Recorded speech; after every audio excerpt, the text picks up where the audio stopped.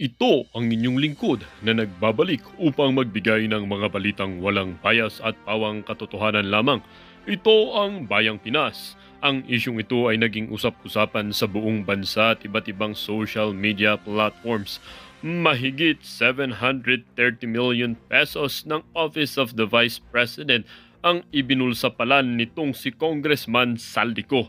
Nilaglag ang pagkakakilanlan nito o ang katiwalaan ito ay nangyari dahil or nalaman dahil nilaglag ng kapwa kongreso itong si Saldico. House Speaker Tambaloslos Romualdez, trinardo niya ba itong kasama niya na ito? Dito nga natin makikita mga kaibigan na kahit sino pa or kung sino pang magkaibigan at sino pang magtandem, sila din pala ang magbabardagulan at magtatrayduran. Dito nga natin makikita mga kaibigan na itong si Tambaloslos Romualdez na ito ay tunay ngang walang integridad at inuuna ang kanyang sariling kapakanan kesa sa kahit matalik niya na kaibigan na ito ay handa niya pa ring atakihin kapag ito ay nakatalikod. Dito nga natin makikita mga kaibigan na itong si Saldico ay masyado namang nagtiwala dito kay Tambaloslos na ito kaya ito na rin ang naging downfall niya or napahamak siya dahil sa kamalian niya ng pagiging kampante dito na magkasama sila or tutulungan siya nitong si Tambaloslos Romualdez na ito. Dito nga natin makikita nga mga kaibigan na kaya umanib dito or sumama itong si Saldico na ito kay House Speaker Tambaloslos Romualdez ay dahil nga rin ito ay isang sakim sa pera at sa kapangyarihan. Masyadong excited para lumakas at yumaman, hindi man lang hintayin ang kanyang panahon. Para nga sa kabuang detalye ay panoorin ang buong video at salamat na rin sa ating mga solid viewers sa walang sawang pagsuporta. At kung bago naman sa ating channel ay syempre huwag kakalimutang mag-subscribe, pindutin ang notification bell at piliin na rin ang all upang laging maging updated sa mga balitang bago, totoo at walang bias dito sa channel ng Bayan, ang Bayang Pinas. Huwag din pong kakalimutang mag-iwan ng like at i-share ang ating mga videos. Muli po, maraming salamat.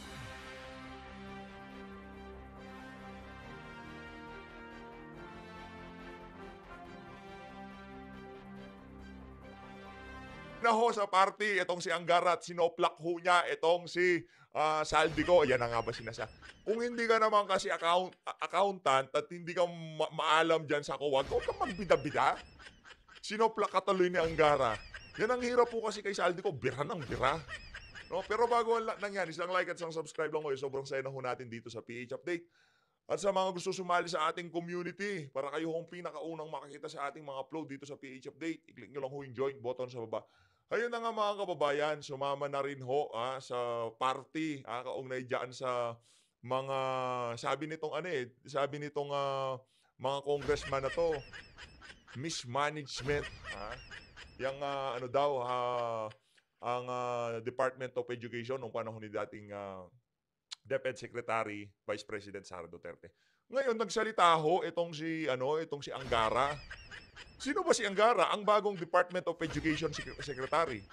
Ano ba ano bang alam nitong si Angara kaugnay sa mga budget ng OBP? Meron lang naman ho siyang access sa lahat ng dokumento at mga programang ginawa ni Vice President Sara Duterte nung nandoon pa siya, nung siya pa ang secretary ng Department of Education. Kasi itong si Angara, siya ang pumalit kay VP Sara. So lahat ng dokumento, lahat ng programa at lahat ng pinaggastosan ng Office of the Vice President since 2022, makakalkal ho yan ni Angara. Ngayon, anong sabi nitong si Angara? Kaugnay dyan sa mga pinaggastosan na yan ng OBP. Ito ang banat ni Angara. Makinig ho kayo mga kababayan. Ito yung post nitong si Sir Munda. Ito, Minda Boats. Ito mga kababayan. An unfinished opinion from COA signifies that an agency financial statement are free from material misstatement and comply with public sector accounting standard, those ensuring financial transparency and accountability within government operation. Ito sa Tagalog, ang sabi nitong Minda Boats. Tagalog, malinis ang libro libro. Naiintindihan mo ba yon na saldi ko, pinapasaoli mo ha? Malinis ang libro. Galing ho yan kasalukuyang Department of Education Secretary. Siya may access ho siya sa lahat ng dokumento, naging programa ng nakaraang administrasyon ng Department of Education na si Vice President Sara Duterte. Malinis. Etong si Saldico, crocodile lang ho talaga. Wala ho siyang access sa mga programa at dokumento ng DepEd, pero bira lang ng bira. Ang bagong Department of Education Secretary nagsalita na. Ito pa ho, the COA issue unmodified opinion including DepEd financial statement are free from material misstatement and comply with international standard. And DepEd is holding regular quarterly financial reconciliation workshop with division and regional accountants. Angara noted. Oh, malinaw. Malinaw ho. Malinis ang libro. Ibig sabihin, walang korupsyon na nangyari dyan sa Department of Education. Ano ba sinasabi nitong mga crocodile na to? Mismanage. Wala daw nangyari noong panahon ni VP Sara dyan sa Department of Education. Pero nung nag-resign siya bilang Department of Education Secretary, kalahati di naman napakaraming guro ang nag-iyakan. Dahil sa napakahaba ng panahon, si Vice President Sara Duterte lang ang nakaisip na dapat bigyan ng kaukulang kapahingahan ng ating mga guro.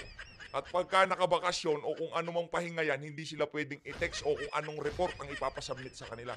Walang lesson plan habang nagpapahinga. Wala akong ganun. Kaisa-isa, Department of Education Secretary ang nakaisip. Sino? Vice President Sara Duterte. Dahil yun ang practice nila sa Davao.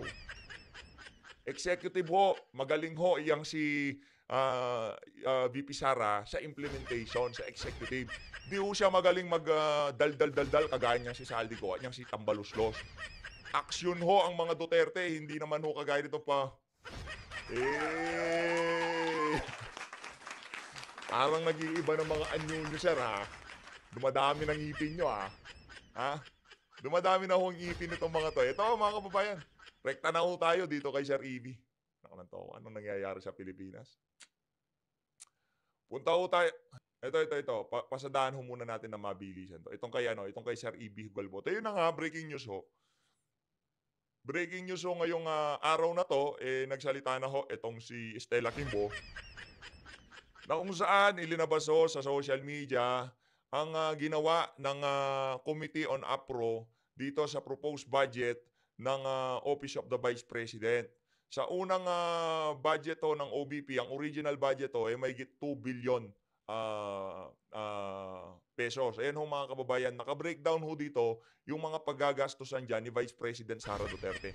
Kasi ito yan Ganito ho kasi, pilit hong kinukumpara, bago tayo dumako dito sa dito kay Kimbo at diyan sa pagtapyas na yan. Pilit ho nilang kinukumpara itong si Leni Robredo at dito kay Vice President Sara Duterte. Okay? Ang problema ho kasi, pilit nilang sinasabi na nung panahon ni VP Sara, wala namang maraming satellite offices, isa lang ang Office of the Vice President, hindi naman ganun kalaki ang gastos. Yun na nga ho ang lagi nating sinasabi. Hindi ho training, hindi ho tinrain niyang si VP Sara para maghintay, para maging spare parts, para maging spare ng presidente. Hindi ho siya ganon. Tinrain ho yang si Vice President Sara Duterte. Ang training ho talaga dyan sa mga ali na yan, magtrabaho, umaksyon, tumulong sa mga mahihirap. At nung naging Vice President siya, dahil yung training niya sa Davao, doon siya sanay doon sa trabaho. Serbisyo sa mga kababayan natin. Nagtayo ho ng mga satellite offices, napakaraming programa, merong magnegosyo taday, merong libreng sakay, napakarami ho niyang programa dahil yun ang training niya bilang executive dyan sa Davao. Resolbahin ang mga problema ng mga tao. Yun ang trabaho niya.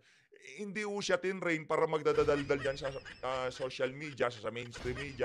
Hindi ho siya tinrain para maging aso ng kung sino mga presidente dyan. Hindi ho siya tinrain para magpabida diyan sa House of Representative o kung ano pa mang ginagawa ng mga tipikal na politiko na nakikita natin ngayong mga panahon na 'to, okey? Ang training ho sa kanya, magserbisyo, magresolba ng mga problema, at talagang aksiyunan ang mga pangangailangan ng ating mga kababayan. Ngayon, sa tingin niyo ho ba yung libreng sakay ni VP Sara ngayong mga panahon na 'to, hindi ho pa, ah, talagang magbebenepisyo ang ating mga kababayan do'n? Ngayon na nga lang, pumapalya yung mga LRT, laging tumitirik, power interruption. Kasi mismanage lahat ng mga ano ngayon, lahat ng ahensya ng pamahalaan, diyan sa airport, diyan sa lahat ho mga kababayan, pati nga yung illegal na droga, mamaya ho papanoorin din ho natin 'yan. Yung winika nitong si Abalos kaugnay diyan sa krimen na nangyayari ngayon sa ating bansa.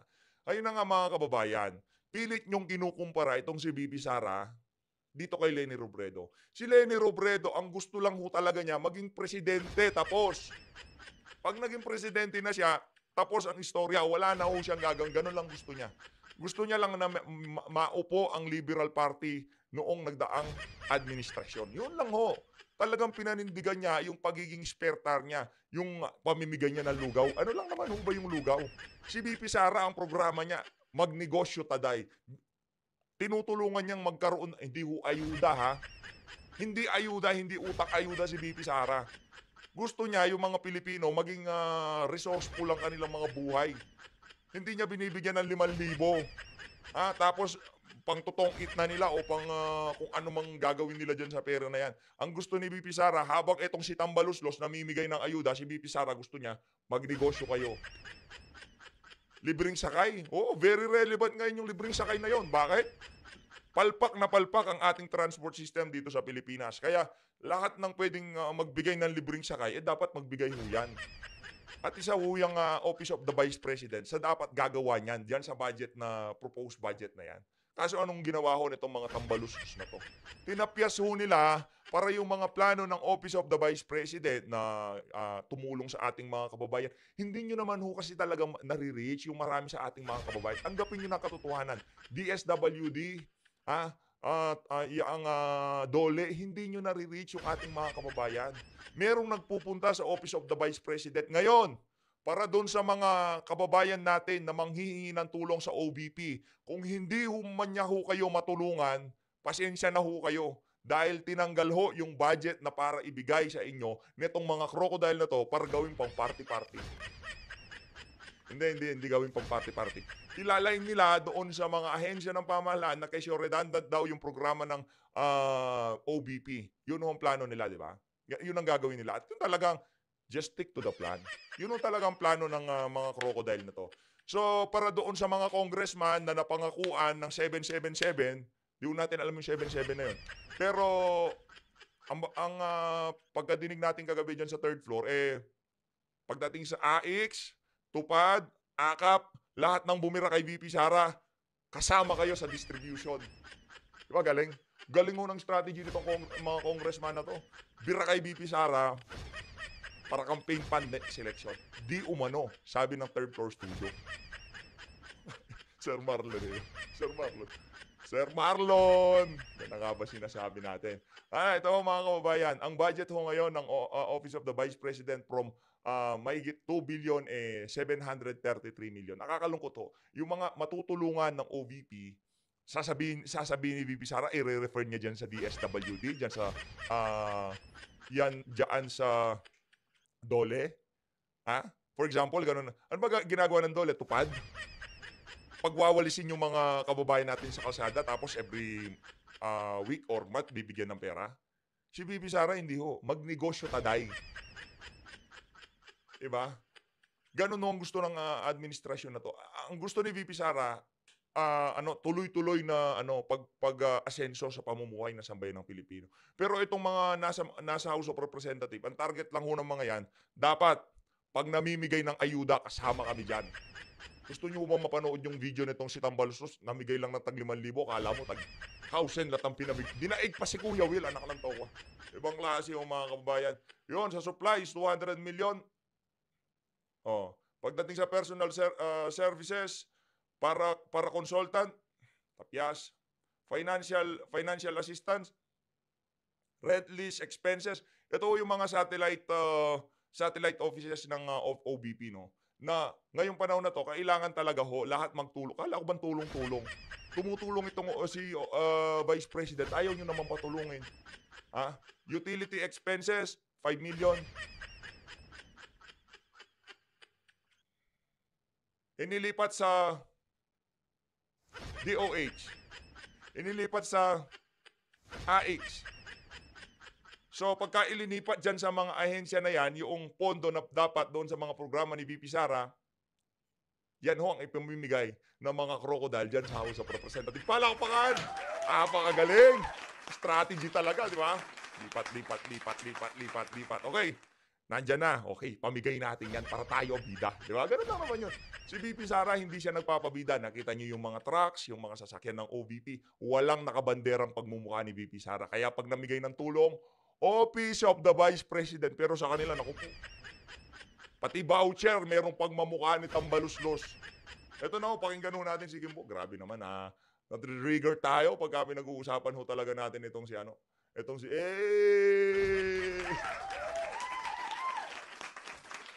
Ayan. Nalo-low blood ako sa inyo. Nalo-low blood.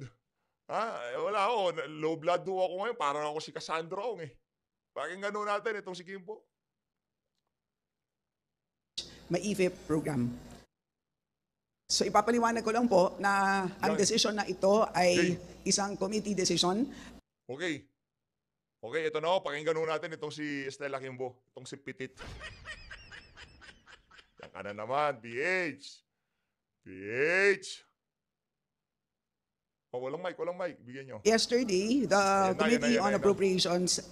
Ayan na ho, yan si Pitit. PH kalma PH, kalma. Decided to recommend a reduced budget for the Office of the Vice President and the reduction shall be split. Huwag mo nang banatan si Kimbo. Huwag mo nang banatan. Kawawa naman. Napag-utusan lang. Kasi pag hindi siya sumunod, tatanggalin siya bilang assistant chairman By the DSWD AX program and the DOH MAIFIP program. So ipapaliwanag ko lang po na ang decision na ito ay isang committee decision. Ang Committee on Appropriations has 139 members, and with respect to the budget cut of the OVP, ito po ay naging unanimous decision among the members.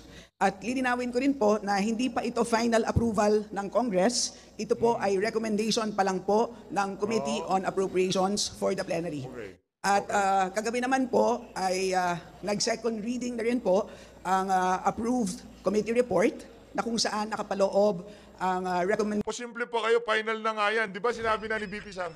Mga loko-loko pala kayo eh. Ano pang gagawin dyan? Final na ho yan. Ganyan ho talaga pagka pulburonik ang leader, pati yung mga nasa baba, hindi natin maintindihan. Ano bang di nyo naiintindihan doon sa sinabi ni BP Sara? Gawin nyo na gusto nyong gawin sa budget ng OBP. Kayo nang bahala. Tanggalin nyo anong gawin. Kayo nang bahala. So yung binigay nyo 733 million, final na yan. Huwag kayong aanga-anga. Pati ba naman yung mga ganyang klaseng statement, aanga-anga kayo? Sinabi na ng OBP, kayo na bahala. Okay na, walang problema. Anong gawin nyo gusto nyo? Pero hindi nyo na ako mabababoy dyan sa committee na yan. Diba? Ganun lang ang gustong sabihin ni VP Sara. Gawin nyo gusto nyo, pero hindi nyo na ako mabababoy dyan. Recommendation ng reduced budget for the OVP. So which means nakakalendar na po ang General Appropriations Bill as amended for plenary debates beginning September 16. And hopefully po, kung masusunod po namin ang schedule, hopefully, sana po wala masyadong eventful, ay matatapos po namin maaprubahan on third reading ang General Appropriations Bill by September 25. So yun po. At lilinawin ko rin po na meron pang another round of amendments. At ito po will be sa plenary na po. Oy, Kimbo, wag kang aanga-anga. Final nyo na yan. Sino ba magdi-defend dyan? Sino ba mag-object dyan sa proposal nyo na yan? Binigay na nga sa inyo yung kapangyarihan na modifikahin o bawasan, tapyasan, tanggalin. Anga-anga ka na naman. Doon na nga po on the week Ayusin of mo, September 16 to September 25. So, ang nangyari po is while the Office of the Vice President, the DBM, proposed or recommended a budget of 2.037 billion for the OVP, kami naman po, ang Committee on Appropriations yesterday recommended, to be exact, 198 million pesos, which means meron Basically, yung binigay ho nilang pondo kay Vice President Sara Duterte para makapag-operate lang. Para hindi lang sila magmukhang abusado. Para hindi sila magmukhang sila talagang may control. Di ba? Para, ganun ho gusto nila mangyari. Pero dito ho mga kababayan, pinatunayan ni VP Sara, totoo yung sinasabi nitong si Vice President Sara Duterte na sila talaga ang may control. Totoo ang sinasabi niya. Kasi kung hindi sila may control, ba't sila makakagawa niyan? Diba? Magdi-deny pa tong dalawang kumag na to. Palakpakan! Nakakuha ng mahigit 1.2 billion. Okay, pamigay ng ayuda yan. Ipaabot kay Tambaluslos yung mga ayudang ipamimigay at doon sa kanyang mga tuta at aso. merong cut of 1.293159 billion pesos. At ang reduction na yan ay ililipat po sa dalawang ahensya. And as I had mentioned earlier, for two programs, the DSWD AX program, which is assistance for individuals in crisis situations, and the DOH MAIFIP, or the medical assistance for Naku po, yan na yung mga yan na yung mga programa nitong si Vice President Sara Duterte. Ayos. indigent and financially incapacitated patients. In other words, dalawa pong very important social protection programs ng ating gobyerno. So, ang specific items po na pinanggalingan nitong total cut of 1.293 billion pesos ay as follows: financial assistance, professional services, utility expenses, supplies and materials, as well as lease expenses. And ang dahilan po kung bakit ang items na ito ang naapektuhan, lahat po ay nanggaling po sa lahat po ng narinig po natin doon po sa dalawang hearings na naganap in the last weeks. So, mamaya po kung meron kayong katanungan on the details, I can provide those to you. So,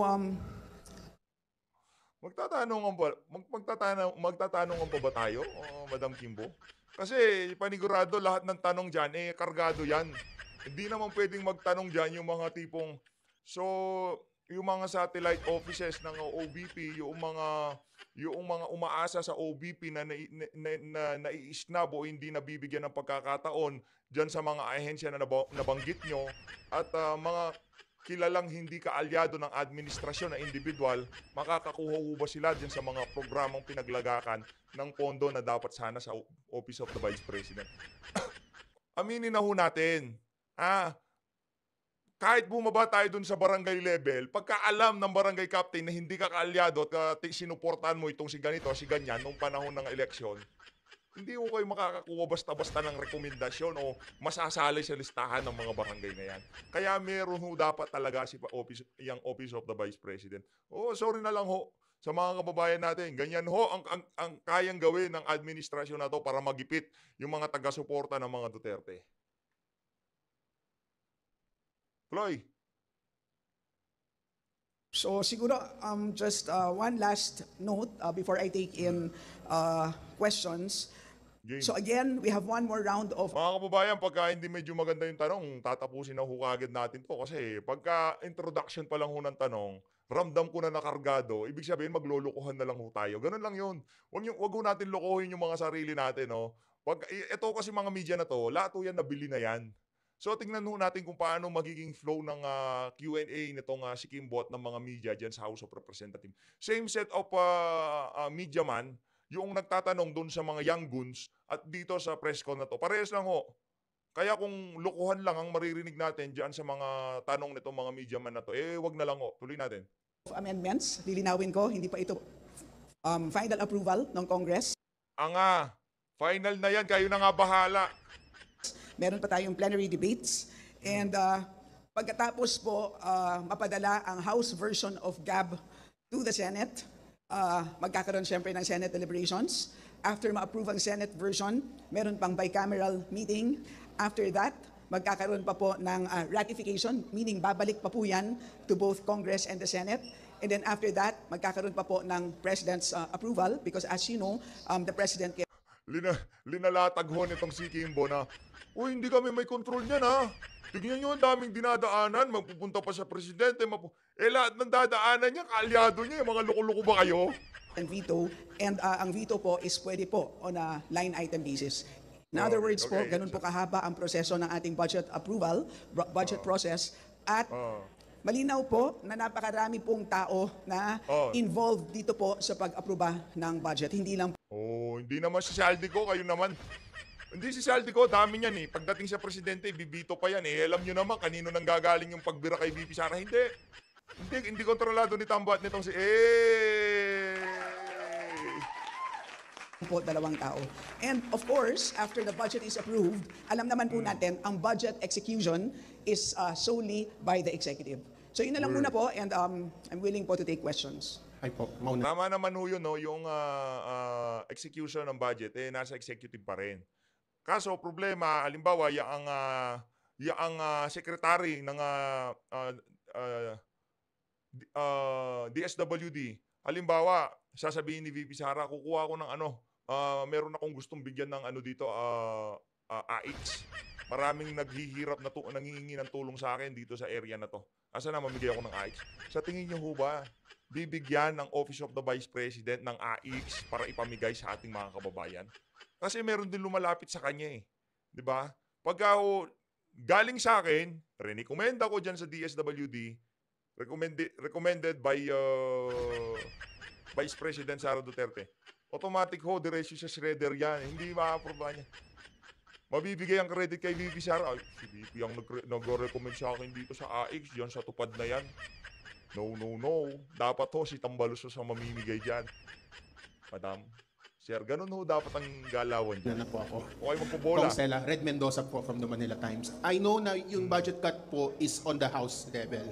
But what if the Senate retains those cuts? Ano pong masasabi niyo po doon? If the Senate retains the same amount na pinropose ng OVP. And number two, removing of the lease contracts, does that mean natatanggalan niyo po ng power ang OVP to lease buildings for their satellite offices? So, ibig po sabihin, parang you're technically removing the power of the OVP to have these satellite offices?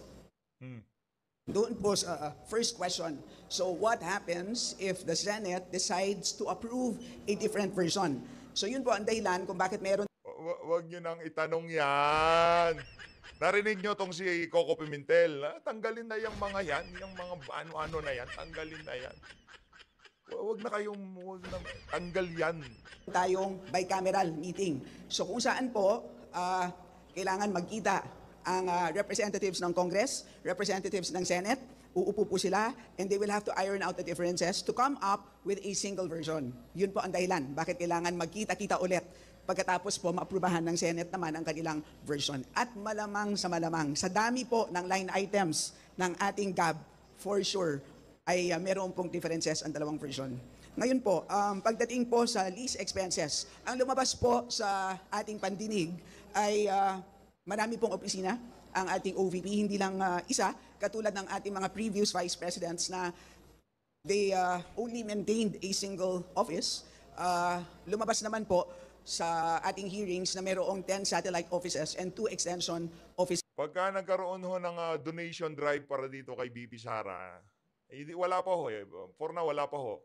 Pero if ever, nakalikom ng napakalaking pondo itong Office of the Vice President. Yung mga nagmamahal sa kanya mga OFW, maging tayo dito sa PH Update, talaga ho nga natin yan, tutulong ho tayo dyan sa Office of the Vice President. Talagang di ho natin nahahayaan na masadlak ng mga walang yung politiko na to, malamon ng mga politiko nila itong si Vice President Sara Duterte. At kung magkataon ho, talagang tutulong ho tayo dyan sa donation drive na yan for the Office of the Vice President. Mapapahiya ho lahat ng mga congressman na yan, panigurado. Hindi nyo binigyan ng budget si VP Sara, walang problema. Tingnan natin kung saan kayo pupulutin. And this is likely the reason why lease expenses umabot sa 53 million pesos na mas malaki ng diamak compared to the previous vice presidents. So, Hindi naman nagtatrabaho yung amo mo eh. Ano ba ginawa ni Lenny? Si VP Sara maraming programa at hindi namimigay ng ayuda. Pinamimigay ni VP Sara negosyo, kabuhayan, mga loko-loko. minabuti po naming balik po siya sa levels ng 2022 na kung saan ang vice president natin noon only maintained a single office. So, as I explained earlier, pagdating po sa budget execution, bahala na po ang executive dyan. Exactly how they will use the 32 million that we had approved ay bahala na po sila doon. Kung magka-cancel po ba sila ng contracts, kung sila po ba ay magte-take in ng donations, that is completely up to them how they will implement or execute the budget. As far as we are concerned, kung ito po ay maging final number, yung approved amount of, yung recommended amount of 80.732 million, kung ma-reduce po siya to 30.426 million, how that will be spent exactly, kung in the end, one contract lang siya, that is completely up to them. Yes. Ma'am, kasi I heard nga po the word donation. So, if ever man nagkulang po yung budget ng OVP, are they allowed to take in donations? Yes, they are allowed. There is a general provision in our GAA. They are allowed to take in donations so long as if those donations come from foreign governments, meron pong kailangan na clearance from the Office of the President. Yun lang po ang limitation po. Panigurado pagka maraming nag-donate kay VP Sara, gagawin na namang issue ng mga walang yan. Panigurado ho yun. Hi, Kong Stella Krisha Roy. from The Inquirer po. Ma'am, can you walk us through how the committee eventually decided to slash the budget po? So ang lumabas po sa ating Ayoko na, kargado na naman yung ayoko na. Ngayon, i-establish yun itong mga walang yang to. Okay i-walk through ko kayo kung paano yung na-approve ng budget. Hindi lang si Saldi ko ang nag-approve dito.